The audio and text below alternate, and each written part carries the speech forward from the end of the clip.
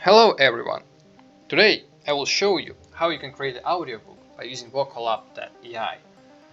First of all, you click on Platform, then Audiobooks. As you can see, I have already one audiobook. This one we created in the previous video. And we done it from scratch by using new audiobook. You can see how I done it in our previous video. So, a lot of our customers ask us, can I upload the ebook? And yes, now you can do it. By clicking import ebook, you can upload your own. There are two main things you need to know. First of all, accept only these four formats and up to 25 megabytes. I know your book can be more than 25 megabytes. Then you need to upload it twice and then join it here in our studio. That's easy. If you have any questions, just ask us and we'll help you to do it. So I already have one example. This checkmark. It will add expressions and sounds. And it's done by AI. It's not perfect, but it's much easier than edit yourself. If you don't like it, if you don't want expressions, sounds, or you just want to do it yourself, just uncheck it. But I will do it because it's much easier to create the book. It's okay, it's ready. As you can see, it found 5 characters. You can do aftercast.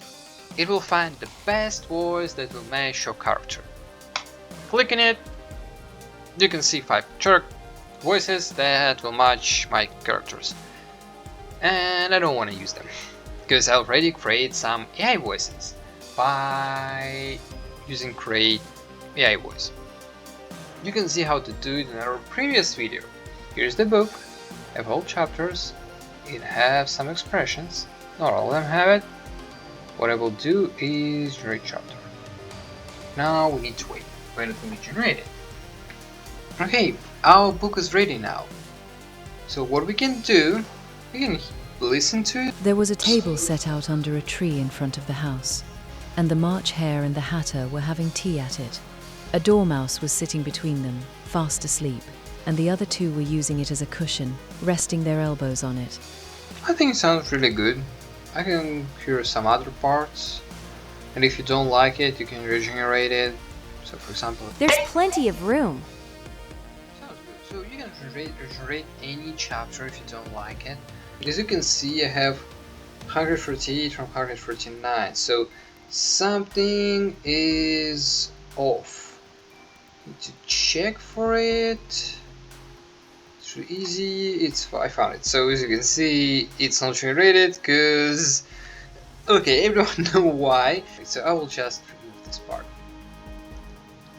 So now everything is ready, and I will export it.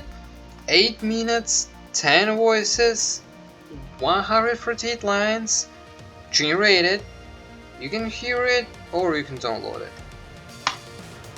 And now, when it's downloaded, you can hear it. So enjoy. There was a table set out under a tree in front of the house, and the March Hare and the Hatter were having tea at it. A Dormouse was sitting between them, fast asleep, and the other two were using it as a cushion, resting their elbows on it and talking over its head. Very uncomfortable for the Dormouse. Thought Alice. Only, as it's asleep, I suppose it doesn't mind. The table was a large one, but the three were all crowded together at one corner of it. No room! No room! They cried out when they saw Alice coming. There's plenty of room. Said Alice indignantly, and she sat down in a large armchair at one end of the table. Have some wine. The March Hare said, in an encouraging tone. Alice looked all round the table, but there was nothing on it but tea. I don't see any wine, she remarked. There isn't any. Said the March Hare. Then it wasn't very civil of you to offer it, said Alice angrily. It wasn't very civil of you to sit down without being invited, said the March Hare. I didn't know it was your table, said Alice. It's laid for a great many more than 3. Your hair wants cutting, said the Hatter. He had been looking at Alice for some time with great curiosity, and this was his first speech. You should learn not to make personal remarks. Alice said, with some severity. It's very rude.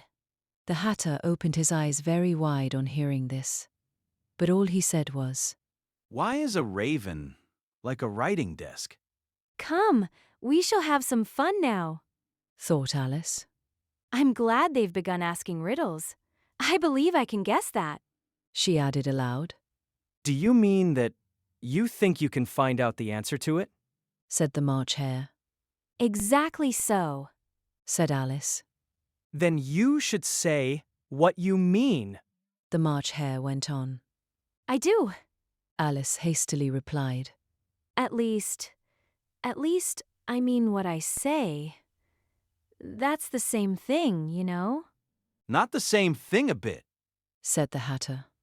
You might just as well say that I see what I eat is the same thing as I eat what I see. You might just as well say, added the March Hare. that I like what I get is the same thing as I get what I like. Oh. You might just as well say, Added the Dormouse, who seemed to be talking in his sleep. that I breathe when I sleep is the same thing as I sleep when I breathe. It is the same thing with you. Said the Hatter, and here the conversation dropped, and the party sat silent for a minute, while Alice thought over all she could remember about ravens and writing desks, which wasn't much. The Hatter was the first to break the silence. What day of the month is it? He said, turning to Alice. He had taken his watch out of his pocket and was looking at it uneasily, shaking it every now and then and holding it to his ear. Alice considered a little and then said, The 4th. 2 days wrong. sighed the Hatter. I told you butter wouldn't suit the works. He added, looking angrily at the March Hare. It was the best butter. The March Hare meekly replied. Yes, but some crumbs must have got in as well. The Hatter grumbled. You shouldn't have put it in with the bread knife. The March Hare took the watch and looked at it gloomily. Then he dipped it into his cup of tea and looked at it again. But he could think of nothing better to say than his first remark. It was the best butter, you know. Alice had been looking over his shoulder with some curiosity. What a funny watch. She remarked. It tells the day of the month and doesn't tell what o'clock it is. Why should it? Muttered the Hatter. Does your watch tell you what year it is? Of course not. Alice replied very readily. But that's because it stays the same year for such a long time together. Which is just the case with mine. Said the Hatter. Alice felt dreadfully puzzled. The Hatter's remark seemed to have no sort of meaning in it, and yet it was certainly English. I don't quite understand you. She said, as politely as she could. The Dormouse is asleep again. Said the Hatter, and he poured a little hot tea upon its nose. The Dormouse shook its head impatiently and said, without opening its eyes, Of course. Just what I was going to remark myself. Have you guessed the riddle yet? the Hatter said, turning to Alice again. No, I give it up. Alice replied, What's the answer? I haven't the slightest idea. said the Hatter. Nor I. Said the March Hare. Alice sighed wearily. I think you might do something better with the time, She said. than waste it in asking riddles that have no answers. If you knew time as well as I do, Said the Hatter. you wouldn't talk about wasting it. It's him. I don't know what you mean. Said Alice. Of course you don't. The Hatter said, tossing his head contemptuously. I dare say you never even spoke to time. Perhaps not.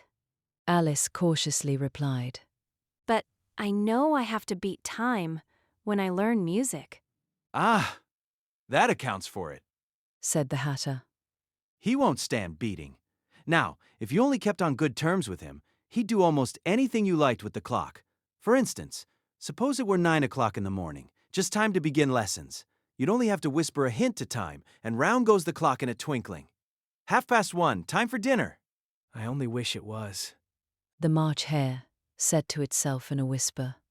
That would be grand. Certainly. Said Alice thoughtfully. But then I shouldn't be hungry for it, you know? Not at first, perhaps. Said the Hatter. But you could keep it to 1:30, as long as you liked. Is that the way you manage? Alice asked. The Hatter shook his head mournfully. Not I. He replied. We quarreled last March. Just before he went mad, you know. Pointing with his teaspoon at the March Hare. It was at the great concert given by the Queen of Hearts, and I had to sing, Twinkle, twinkle, little bat, how I wonder what you're at. You know the song, perhaps? I've heard something like it, Said Alice. It goes on, you know. The Hatter continued. In this way. Up above the world you fly, like a tea tray in the sky. Twinkle, twinkle. Here the Dormouse shook itself and began singing in its sleep. Twinkle, twinkle, twinkle, twinkle. And went on so long that they had to pinch it to make it stop. Well, I'd hardly finished the first verse Said the Hatter. when the Queen jumped up and bawled out, He's murdering the time. Off with his head. How dreadfully savage. Exclaimed Alice. And ever since that, The Hatter went on, in a mournful tone. he won't do a thing I ask. It's always 6 o'clock now.